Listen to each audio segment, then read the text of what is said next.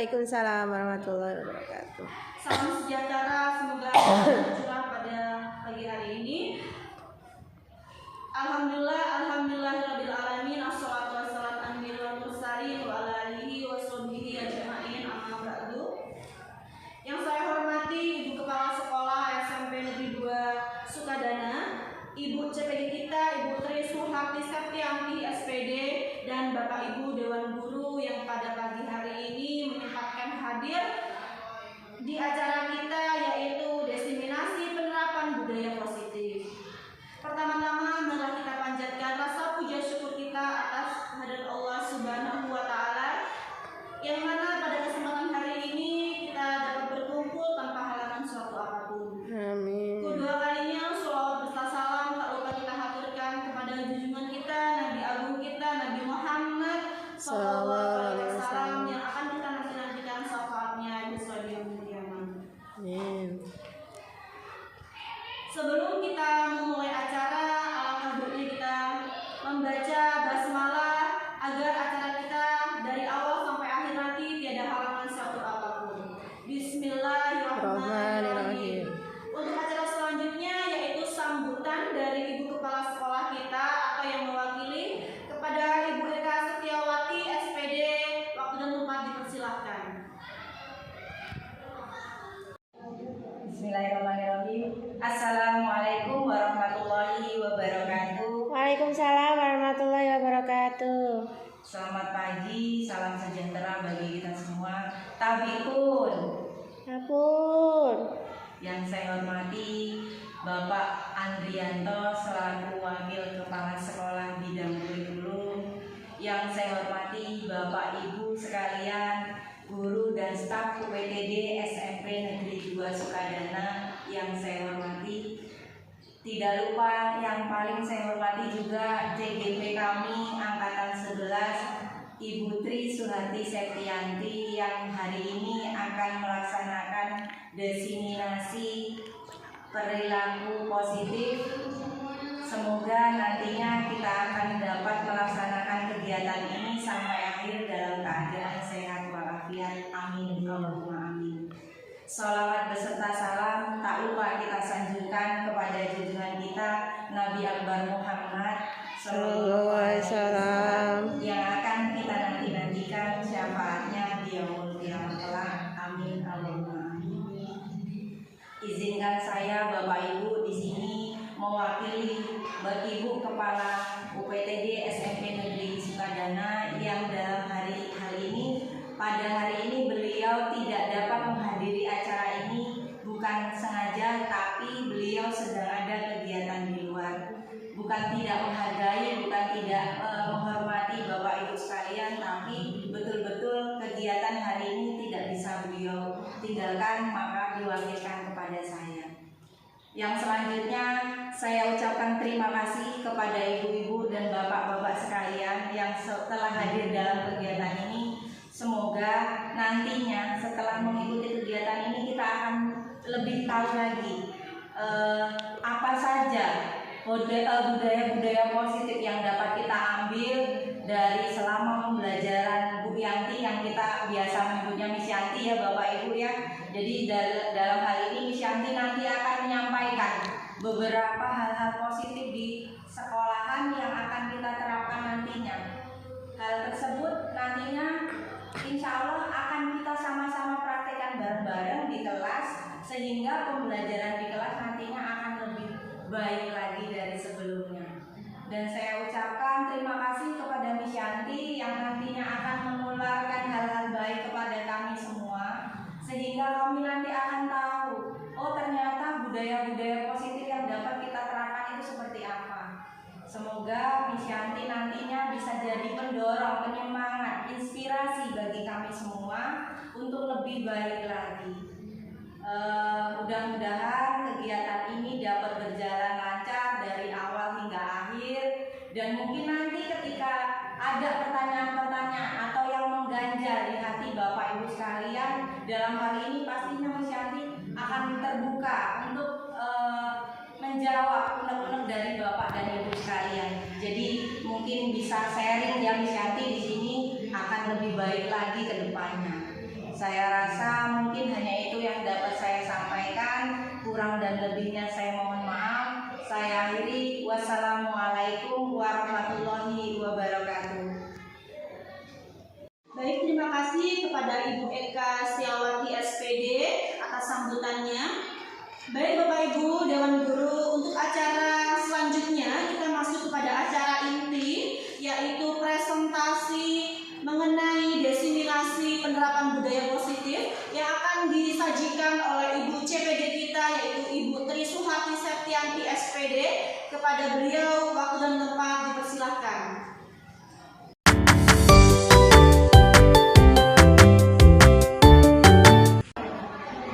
Assalamualaikum warahmatullahi wabarakatuh.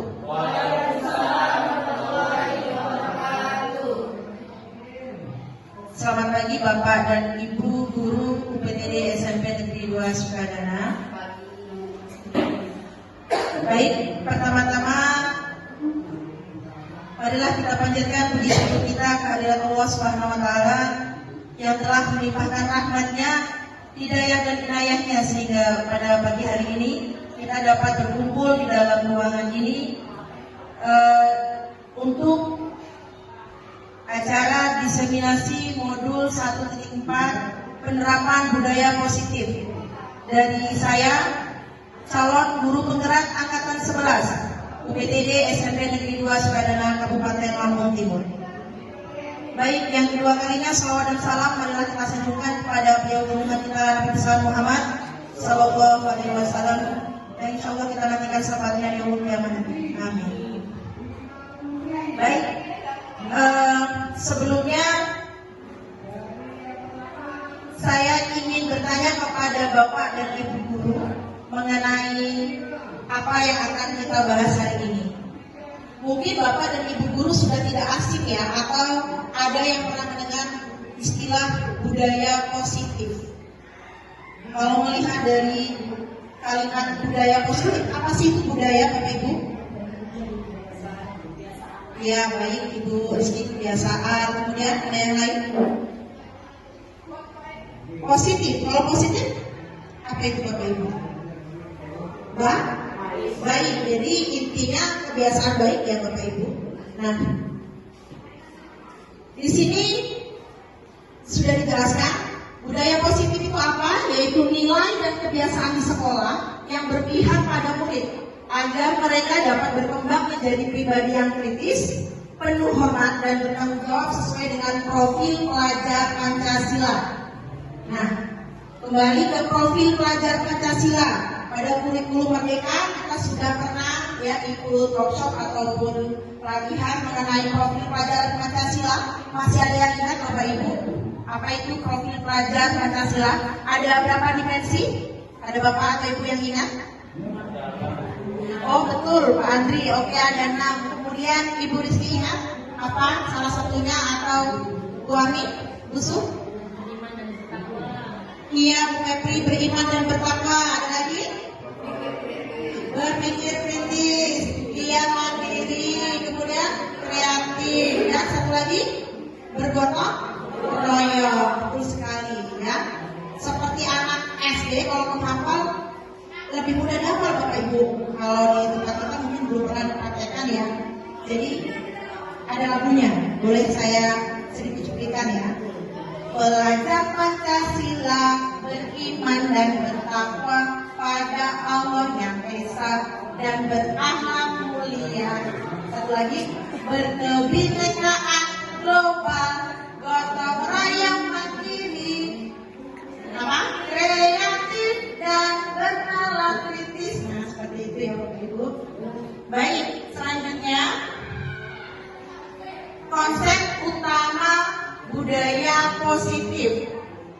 Jadi pada modul 1.4 ini kami belajar konsep utama budaya positif.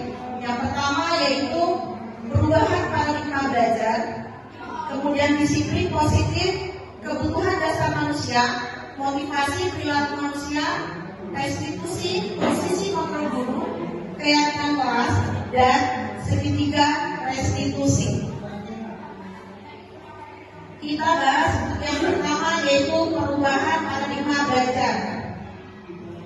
Dalam membangun budaya positif, sekolah dapat menyediakan lingkungan yang positif, aman dan nyaman agar siswa mampu berpikir, bertindak, dan mencipta dengan merdeka, mandiri dan bertanggung jawab.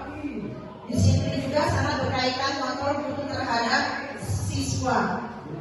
Baik, untuk poin pertama, dalam membangun budaya positif, sekolah menyediakan lingkungan yang positif, aman dan nyaman. Kira-kira di sekolah kita, apakah kita sudah menciptakan suasana itu? Sudah ya, baik. Bagaimana caranya? Kita sebagai pendidik ya Bapak Ibu menciptakan suasana yang aman dan nyaman untuk para peserta didik. Nah, di sini kita sedikit agak reaksi ya Bapak Ibu. Kita biar nggak kaku, kita coba Anda dan teman Anda akan melakukan kegiatan coba buka, ya. Sebenarnya bukan reaksi tapi sedikit reaksinya. Anda adalah A, tugas Anda adalah mengepalkan salah satu tangan Anda, coba Bapak Ibu kepalkan salah satu tangan Anda. Kayak sih. Oh iya, kepalanya sama-sama boleh.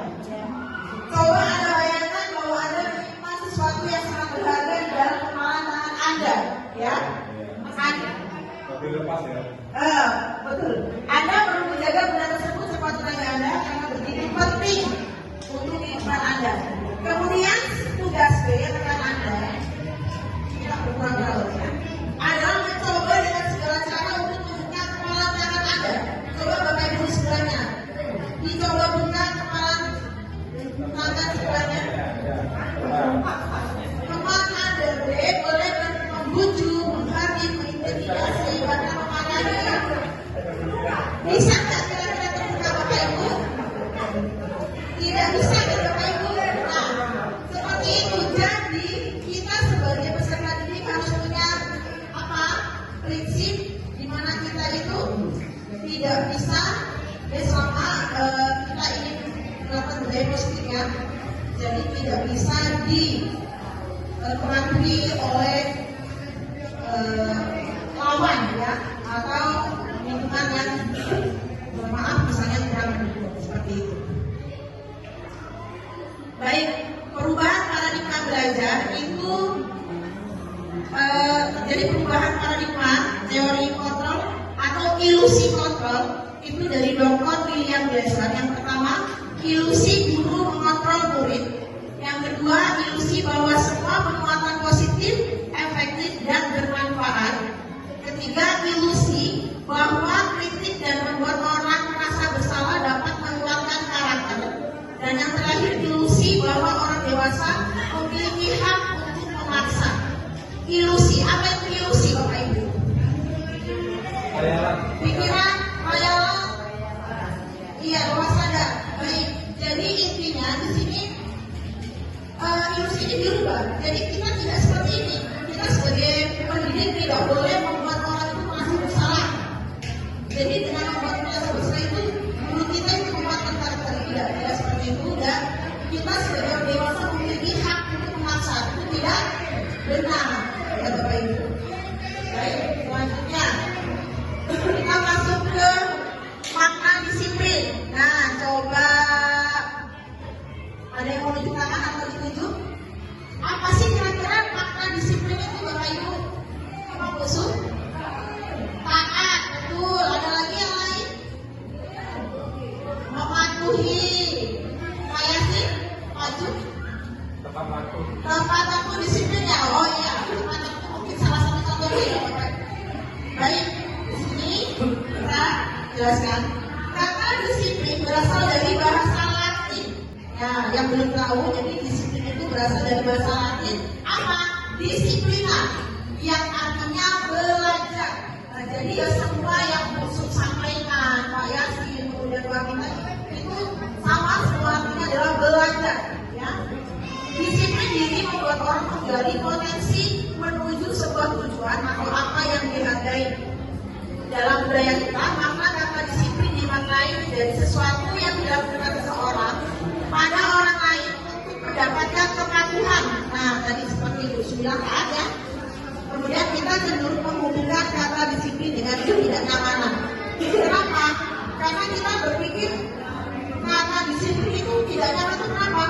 harus ikutin aturan aja gitu ya Bapak Ibu. Nah, disiplin itu adalah kemampuan memerintah diri sendiri dalam mengontrol dan menguasai diri untuk memilih tindakan yang mengacu pada nilai-nilai yang kita hargai dengan penuh tanggung jawab. Ya, sebenarnya disiplin itu dari diri kita sendiri ya Bapak Ibu. Jangan karena ada aturan tanpa terperintah orang lain. Nilai-nilai yang kita hargai adalah nilai kebajikan atau sifat positif manusia yang merupakan tujuan mulia yang ingin dicapai oleh setiap individu, yaitu kembali lagi ke nilai-nilai dalam profil pelajar Pancasila. Selanjutnya, kebutuhan dasar manusia. Ada yang sudah tahu kebutuhan dasar manusia? Oh iya, jadi kebutuhan manusia primer dan boleh kebutuhan itu seperti apa? Contohnya saya makan, ya pakaian dan lain-lain. Baik. Nah, di sini masih ada jawabannya ya. Ini tadi tidak salah ya Bapak Ibu, tapi kita ada prosesnya sendiri. Di sini ada realitas kebutuhan setiap orang berbeda. Kita harus berusaha memahami pandangan orang lain tentang dunia, karena setiap orang memiliki gambaran yang berbeda, ya, kehidupan yang berbeda itu. Ketika seorang murid melakukan suatu perbuatan yang bertentangan dengan nilai-nilai kebajikan atau melanggar peraturan, hal itu sebenarnya dikarenakan mereka gagal memenuhi kebutuhan dasar mereka. Apa kebutuhan dasarnya? Yaitu ada penguasaan, kasih sayang dan rasa diterima, kebebasan dan kesenangan. Ya, ini Bapak Ibu masih asing dengan istilah tersebut, tapi nanti insya Allah akan dipahami. Nah, di sini ada contoh kasus ya Bapak Ibu. Ibu Endang dulu kelas 6 di SD Sukamaju sedang bingung menghadapi pula salah satu kompi kelas yang bernama Agus. Beberapa anak mulai datang dan mengeluhkan Agus yang seringkali mengambil darah teman-temannya yang lain secara paksa. Jika Bapak dan Ibu menghadapi situasi yang sama seperti Ibu Endang, maka misalnya ya, Ibu Endang itu jadi biasa. Apa yang Bapak Ibu lakukan untuk Bapak dan Ibu? Apa kira-kira alasan Agus melakukan hal itu? Apa Bapak Ibu? Dia punya penyakit kleptomania. Penyakit? Ya, mengambil orang lain. Seperti itu Pak. Oke. Kita kembali tadi teori Pak. Kebutuhan dasar. Kira-kira sanksi kenapa melakukan seperti itu? Atau karena dia itu mafia, ingin perhatian. Bisa jadi kan Bapak Ibu, dia itu kurang kasih sayang dan kurang mempunyai rasa diri menerima. Atau bisa juga dia diserang, ya hobi mungkin. Atau karena dia itu mafia, ingin perhatian. Bisa jadi kan Bapak Ibu, dia itu kurang kasih sayang dan kurang mempunyai rasa diri menerima. Atau bisa juga dia diserang, ya hobi mungkin berlupa ya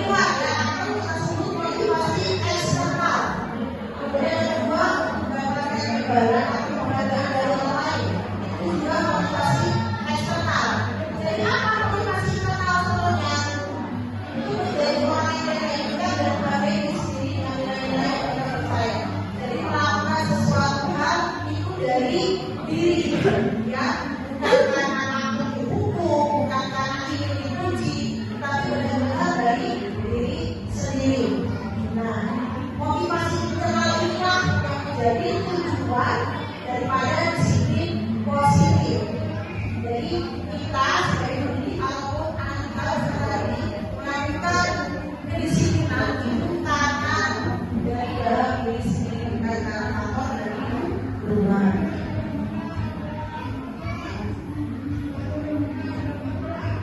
Nah, mari berlatih Bapak Ibu.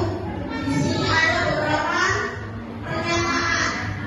Kita mulai dari yang pertama. Ini pilihannya hukuman atau konsekuensi. Hukuman itu seperti apa? Konsekuensinya seperti apa? Yang pertama, lari mengelilingi lapangan basket 2 kali karena terlambat hadir di sekolah. Kira-kira hukuman atau konsekuensi Bapak Ibu? Hukuman. Baik, kita tulis dulu ya. Kemudian yang kedua, membersihkan coretan yang dibuat di meja tulis. Konsekuensi. Kemudian yang ketiga, murid diminta untuk push up ya 15 kali karena tidak menggunakan masker. Hukuman. Bapak Ibu ingat sekali ya.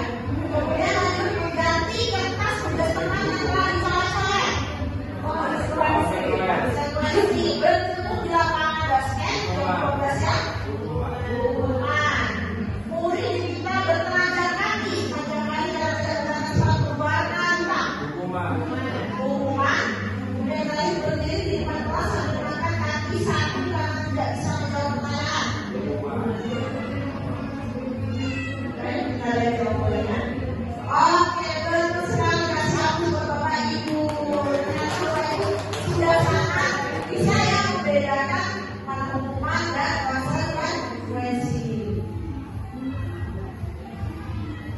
Kita sampai ke resolusi atau posisi kontrol guru.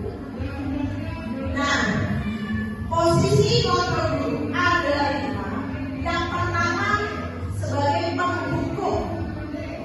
Kemudian yang kedua sebagai pembuat rasa bersalah. Yang ketiga sebagai teman. Yang keempat pemantau. Dan yang terakhir manajer. Sebelum dijelaskan, coba saya kembalikan ke Bapak Ibu. Kira-kira dengan ini sudah paham atau belum? Ini maksudnya apa ya? Posisi apa Bu? Ibu sebagai guru. Ya dalam. Iya betul. Iya kita kembalikan. Kira-kira Bapak Ibu selama ini di bagian mana atau sebagai apa yang sudah Bapak Ibu terangkan di kelas? Campur-campur. Penghukumnya seperti apa? Penghukum itu yang iya positif, maksudnya ketika siswa tidak mengerjakan tugas kita kasih apa? Ada hukuman apa seperti itu ya yang selama ini tidak diberlakukan, yang mendidik baik. Kemudian membuat rasa bersalah. Membuat anak tidak mengulangi kesalahan yang sama. Oke, terus kalau yang sebagai teman seperti apa Bu?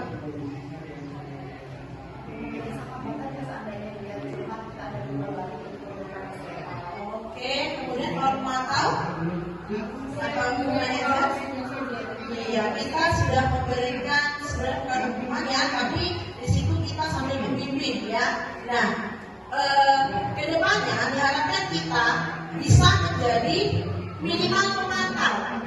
Dan kalau bisa kita ada di posisi sebagai manajer. Di sini ada ya penjelasan posisi kontrol. Nanti Bapak Ibu bisa saya perlihatkan untuk lebih memahaminya. Nah, di sini ada pernyataan biar Ibu dan Bapak lebih mudah membedakan. Saya itu di posisi mana ya selama ini?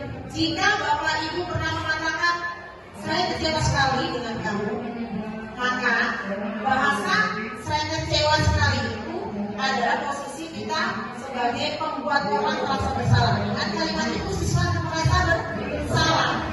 Kemudian kalau ada maaf, Bapak Ibu mengatakan kamu tidak pernah benar melakukannya atau kamu tidak pernah benar mengerjakannya, berarti kita kan sebagai pemvonis, maka kita disebut sebagai penghukum. Kemudian ayolah lakukan demi Ibu. Nah ini ada bahasa ayolah. Ini berarti kita sebagai teman. Kemudian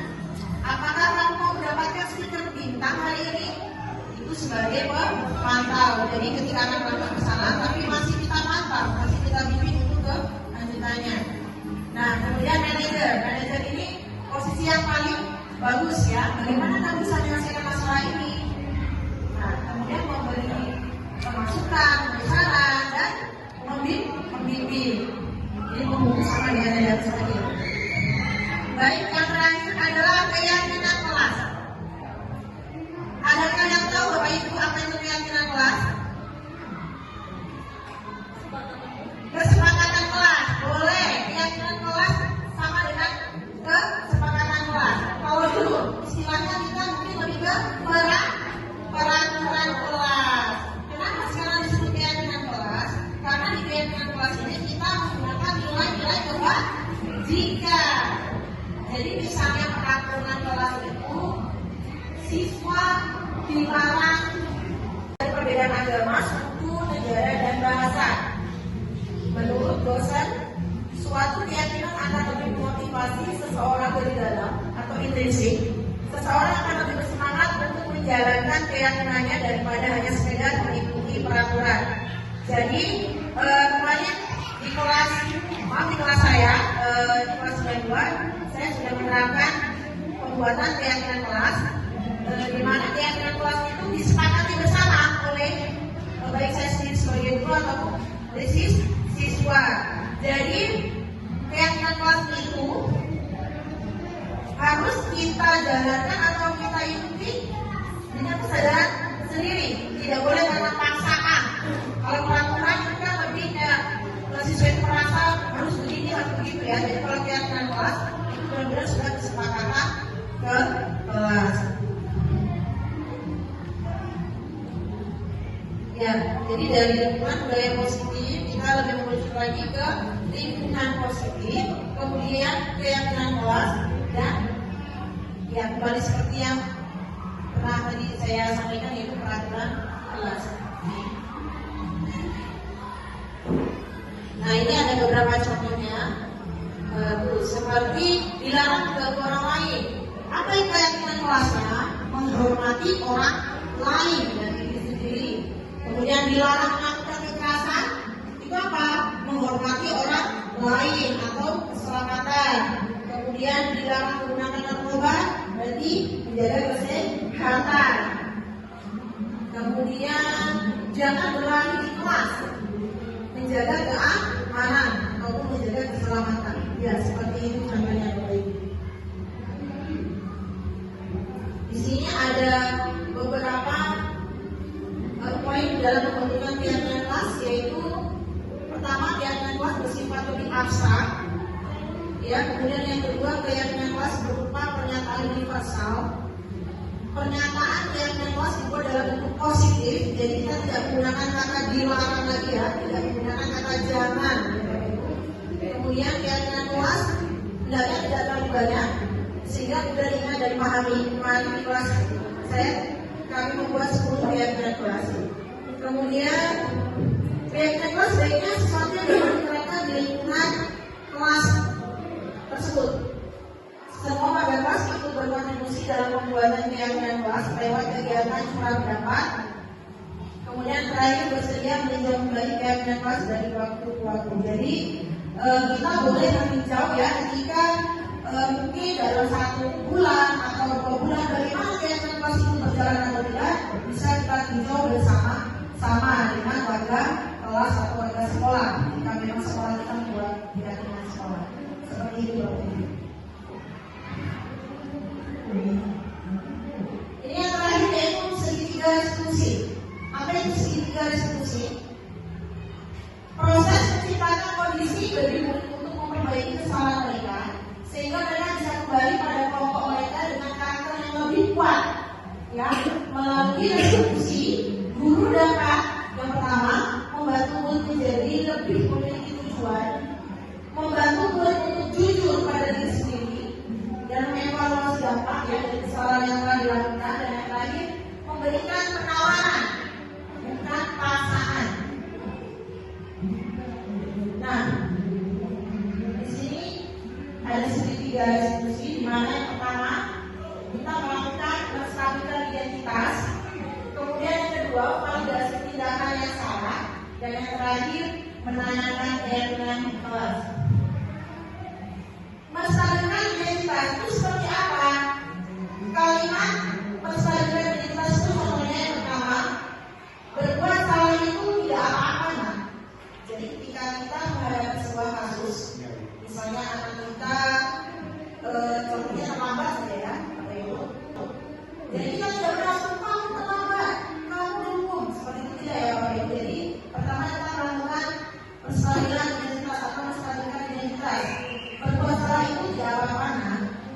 Ibu juga pernah melakukan kesalahan seperti itu. Contohnya seperti yang Bapak Ibu ada di depan semuanya. Kemudian setelah memberikan identitas, kita lanjutkan dengan validasi data yang salah. Kita tanya lagi, kamu pasti punya alasan mengapa melakukan hal itu. Kamu pasti punya alasan mengapa kamu datang terlambat. Kemudian yang terakhir, apa yang kita percaya sebagai kelas atau apa nilai-nilai umum yang kita telah sepakati pada nilai-nilai kelas, kita kembalikan. Nanti anak akan menjawab, saya tidak hadir tepat waktu, saya banyak jawaban dari siswa. Jadi intinya di sini kita tidak boleh menggunakan kata-kata yang tidak positif. Kita menggunakan tiga diskusi. Baik Bapak Ibu, saya rasa cukup sekian dari saya untuk presentasi diseminasi kali ini. Apakah ada pertanyaan? Tidak. Baik, saya rasa cukup ya Bapak Ibu. Terima kasih atas kehadirannya. Mudah-mudahan apa yang telah kita lakukan hari ini menjadi bermanfaat. Dan saya akhiri, wabillahi taufiq wal hidayah. Assalamualaikum warahmatullahi wabarakatuh.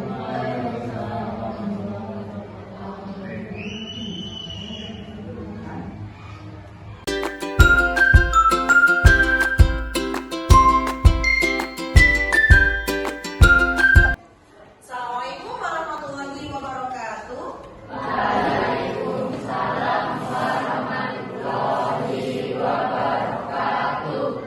Selamat pagi anak-anak. Baik, untuk hari ini di awal pelajaran kita akan menentukan keyakinan kelas kita, ya. Karena di kelas kita sudah ada jadwal pelajaran, sudah ada jadwal piket, kemudian ada struktur kelas, tapi belum ada keyakinan kelas. Adakah yang ingin bertanya apa itu keyakinan kelas? Jadi keyakinan kelas itu adalah seperangkat nilai dan sikap ya yang disepakati oleh guru ya ataupun siswa itu sendiri. Kalau dulu mungkin tahunya kalian tuh bahasanya itu peraturan ya, peraturan kelas. Nah, dalam kurikulum Merdeka ini kita sebut keyakinan kelas atau ada yang menyebutnya juga kesepakatan kelas. Baik, nanti di sini ya, nanti di sini Miss mempunyai sticky note. Kalian pikirkan dari sekarang kira-kira aturan atau keyakinan kelas apa yang kalian ingin buat untuk kelas 92 ini ya. Nanti idenya ditulis di kertas ini, tidak usah panjang-panjang. Kemudian kalau sudah nanti ditempelkan di kertas atau di depan ini. Baik, Devi kita bantuannya dibagikan. Ya, ini warnanya berbeda di Jakarta ya, Nek ya. Oke. Oke, satu-satu aja. Ini. Jangan salah ya, yang ada lemnya itu jangan yang ditulis, karena yang ada lemnya itu yang nempel. Ya, ini kan begini ya. Misalnya gini. Nah, nanti tulisnya di sini ya untuk kita. Yuk dituliskan. Apa yang mau kalian tulis untuk keyakinan kelas kita?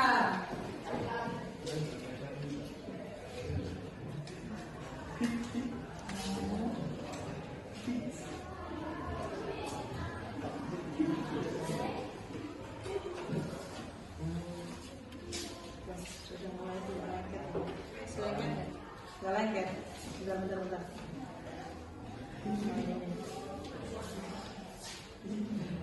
Ya susah ya, udah. Masih ada nggak, Devi? Ini sebelah sini. Ganti aja semuanya nanti dulu.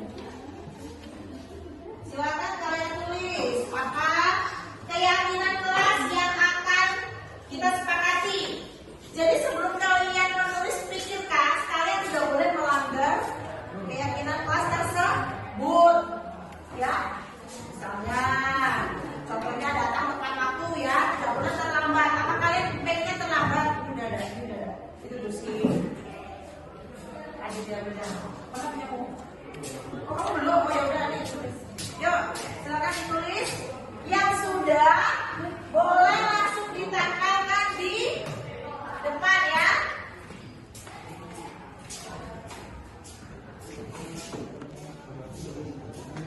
Ayo.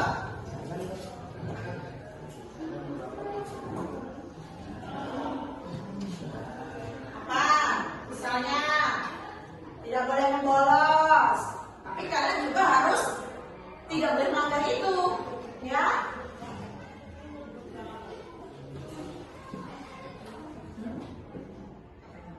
Loh, belum dapat. Oh, Angel belum dapat. Habis. Kasih. Ayo, jangan lama-lama nanti lainnya juga keburu bunyi. Oke. Udah, Bu. Oke, selanjutnya ke depan sini. Oke, udah. Tempel di sini. Temannya yang lain boleh menyusul. Yang rapi ya, sini. Yang rapi. Oke. Ya, lanjut. Ini Dwi. Bawahnya boleh.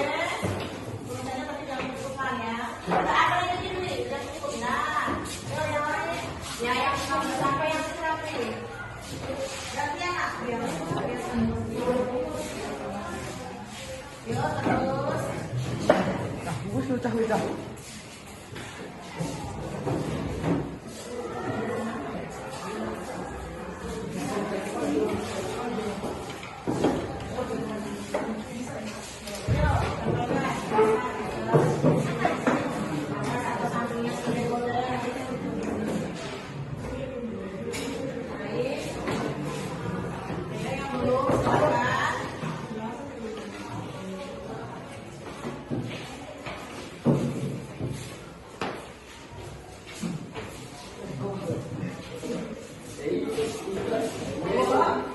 Ayo, Afri, Rea.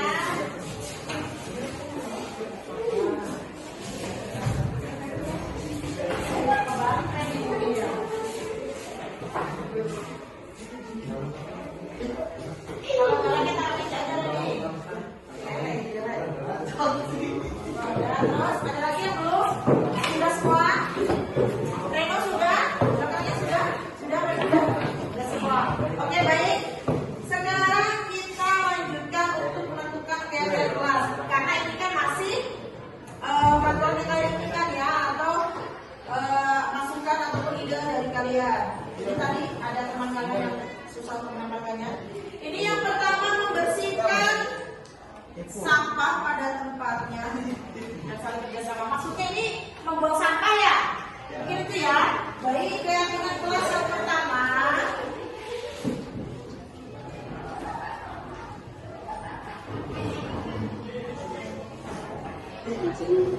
Apa berarti membuang sampah? Oke, membuang sampah pada tempatnya.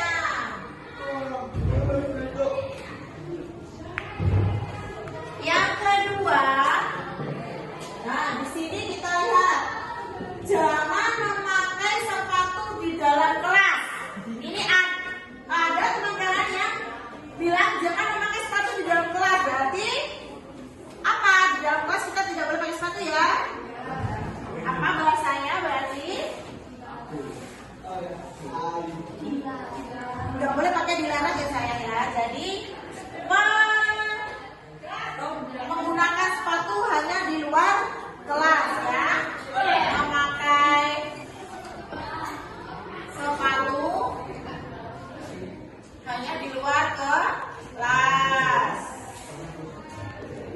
Kemudian ada lagi dilarang membuang sampah sembarangan, dan itu sudah ya, sama dengan ini ya. Kemudian hadir tepat waktu. Baik, hadir tepat waktu ya.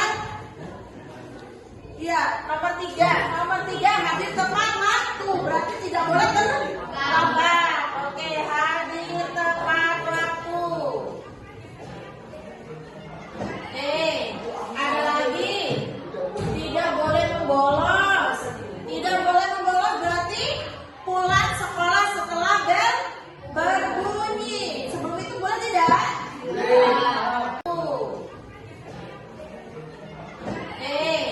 Ada lagi, tidak boleh membolos. Tidak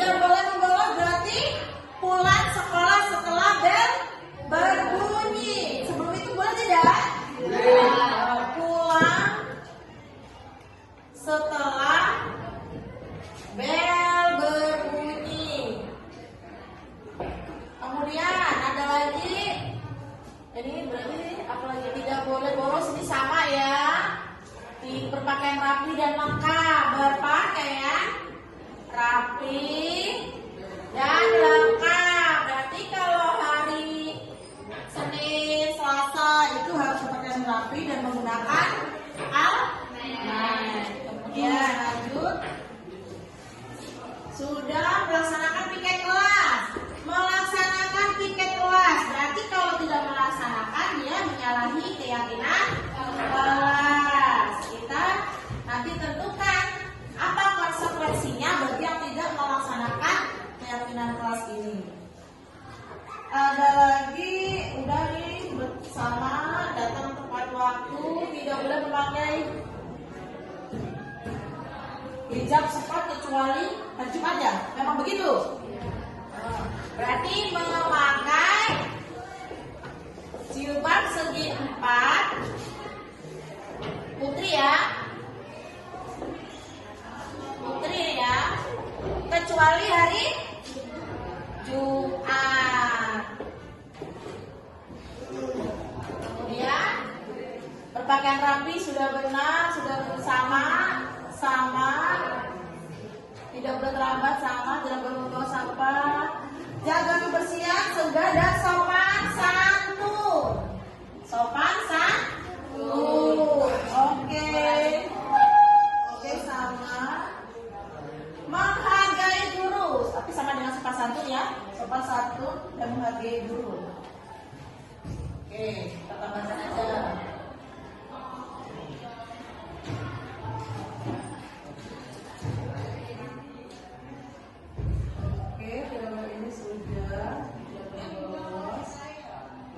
Menghormati sesama teman.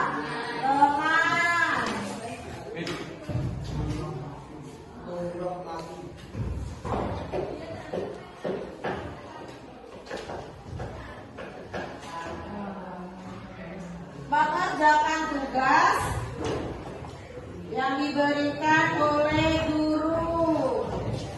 Tugas yang diberikan oleh guru.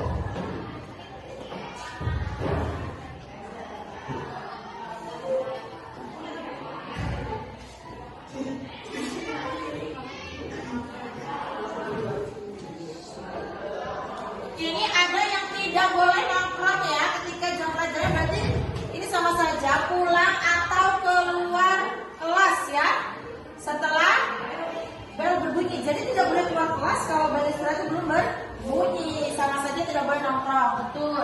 Ini sudah. Oke, di sini sudah terkumpul 10 keyakinan kelas untuk kelas 9-2. Nanti keyakinan kelas ini kita buat dengan rapi seperti jadwal-jadwal tersebut kita pasang atau tempel di dinding kelas ya. Dan keyakinan kelas ini sudah kita sepakati, jadi tidak boleh dilanggar. Baik, itu saja untuk pembuatan keyakinan kelas kita hari ini. Ibu rasa cukup. Saya akhiri. Wassalamualaikum warahmatullahi wabarakatuh. Waalaikumsalam warahmatullahi wabarakatuh. Audio Jungle.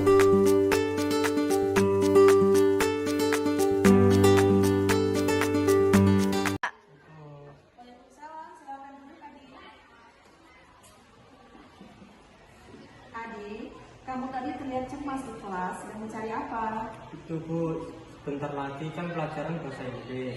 Saya lupa tidak membawa buku catatan bahasa Inggris. Padahal PR bahasa Inggris saya kerjakan di buku tersebut. Oh begitu, coba dicari dengan teliti. Sudah Bu, sepertinya memang tertinggal. Tidak apa-apa, tidak ada manusia yang sempurna, Adik. Semua pasti pernah melakukan kesalahan. Kamu pasti punya alasan mengapa kamu sering lupa membawa buku pelajaran. Itu Bu, saya sering bermain HP sampai larut malam, sehingga kurang memperhatikan jadwal pelajaran untuk hari berikutnya. Baru saya dipersiapkan paginya sebelum berangkat ke sekolah. Bu. Ya baik, jadi hari ini kamu tidak membawa buku. Sekarang kita ingat kembali keyakinan kelas kita, apa yang kita yakini dan belum dapat kamu tunjukkan. Mandirian dan tanggung jawab Bu. Bagus, kamu masih ingat. Kira-kira apa yang bisa kamu lakukan untuk memperbaiki masalah ini? Saya akan mengurangi bermain HP Bu dan mempersiapkan buku pelajaran dengan lebih teliti pada malam hari. Bagus. Berkenaan dengan PR bahasa Inggris, apa yang bisa kamu lakukan? Mohon izin mengerjakan PR bahasa Inggris di buku lain Bu pada saat istirahat. Boleh. Silakan mengerjakan kembali PR kamu bahasa Inggris. Terima kasih Bu, mohon maaf Bu. Iya, sama-sama. Ibu hargai usahamu, Adi. Sekarang silakan kerjakan PR-nya dengan mandiri ya. Baik Bu. Assalamualaikum warahmatullahi wabarakatuh. Saya Dwi Adiansa dari kelas 92 PTD SMP Negeri 2 Sukadana. Setelah melakukan diskusi dengan Ibu Trisuharti Septianti, saya senang karena saya menjadi lebih disiplin dalam belajar dan tidak banyak main HP lagi. Assalamualaikum warahmatullahi wabarakatuh. Audio Jungle.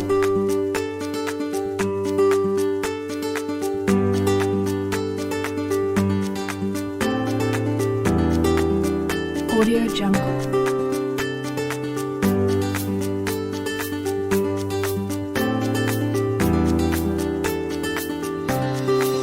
Audio Jungle.